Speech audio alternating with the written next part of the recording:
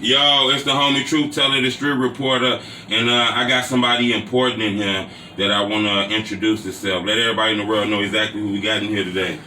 It's Big Bamm, Dowop, no shout stop. Every already know what the fuck going on, man. Drill Ain't Dead 1 out. Drill Ain't Dead 2 coming soon. Let's get it going. We in here with We Are the Truth Tellers. We're finna talk about it right now and get this shit going. Let's go. Most definitely. Okay, look, I want to be honest with you, Bamm. Now, you know, I ain't came out here to travel to play with you. The people want me to come out here and ask you the tough questions, you know. I know it's kind of fucked up, you know, because I'm going to tell you something that's crazy, right?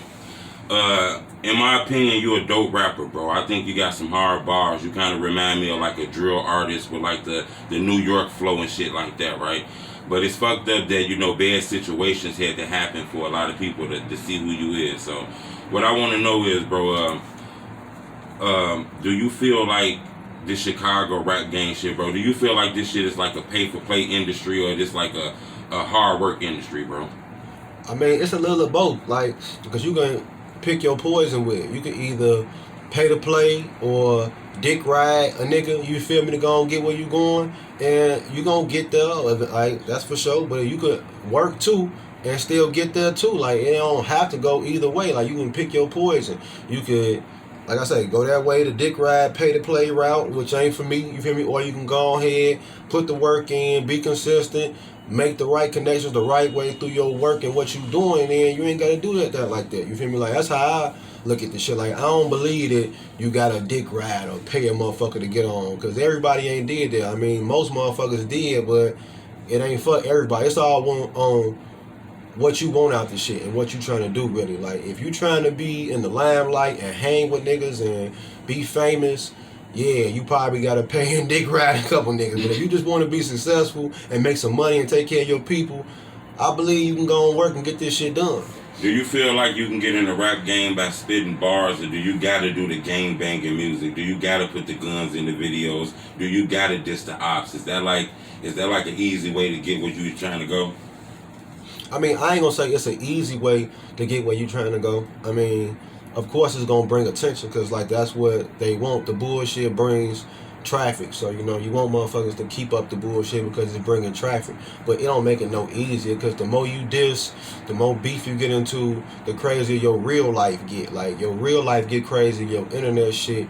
Your real life get crazy, the crazier your internet shit. So the wilder you get on the internet, the wilder your real life get. Like, because that's just a fact. If you dissing niggas, if you beefing with niggas, you gotta expect niggas to reply to you or want to do something to you behind that. Like, just to think you can say shit without, you know, no consequences or nothing going on, you know, you ain't being realistic. Even though a lot of niggas be hoes and don't want to do shit, and we ain't gonna talk about that right now. We gonna get that later in the interview, but we ain't gonna do that. But like I said, you can't believe that you can just say what you want to say and not ever have to at least be in a confrontation or make shit harder on you. So I ain't gonna say it's easier, but it's definitely what the labels and what the mainstream look for, because they can sell that shit. They can sell a motherfucker, you know, whether he a real gangster or not. They can market that. They can sell that. You feel me? So I would definitely say being authentic is a negative in the rap game. Like, to be a real gangster or be a real street nigga or real whatever you is definitely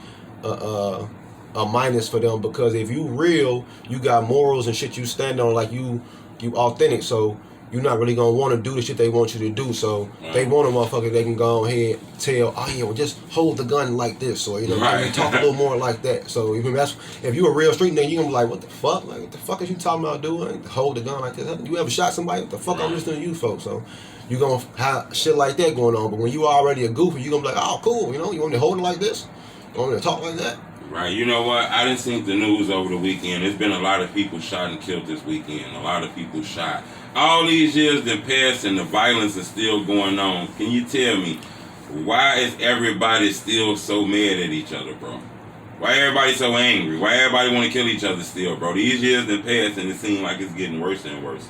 I mean, when you say everybody, who do you mean? Do you mean like the people in the city, the rappers, or who you talking about when you say everybody? Because I can't tell you why everybody mad at everybody. Because why somebody might have died this weekend, you never know. He might have robbed somebody, he might have raped somebody, he might have shot at somebody's family, you never know. So that's why I say you gotta be specific on I can't tell you why the world is mad at me. The shit, it's fucked up places out here. Like shit going on, people doing all type of wild shit. So why that person might have died or got hurt or whatever the case may be, ain't why the next person died or got shot. Cause that person could just be in the wrong place, the wrong time. Man. Right, you live out here. Do you see the violence, or is it blended in because you live out here? Or do you see it? Do you see what everybody else see on the news? I mean, it's really like, it's a blend. Like, once you live out here, you don't really, because everybody be capping. Like, the shit that be going on, 100 motherfuckers got shot this weekend. Half the city was not around to see none of that shit. So everybody acting like, oh man, Chicago's so fucked up, I gotta leave. Man, that shit, the only way you know about that shit is because it's on the internet. Well, a lot of people don't watch the fucking news and don't be around for this shit to happen or even affect them directly. So the people act like they living in some type of real war zone. Like, yeah, it is a lot of shit going on in the hood and they do be fucked up on the daily. But it's days where it just be like a normal day like anywhere else. It ain't no different from a lot of other places. I mean, don't get me wrong, shit going on here. Like, you hear about killings downtown, killings in burbs, killings everywhere. But that's like that everywhere. You know what? I want to be honest with you. A question a lot of people ask me that they be wanting me to ask you, Bamm. You know what? One of the most famous rappers in the world right now, he's known for dissing your cousin in songs, bro.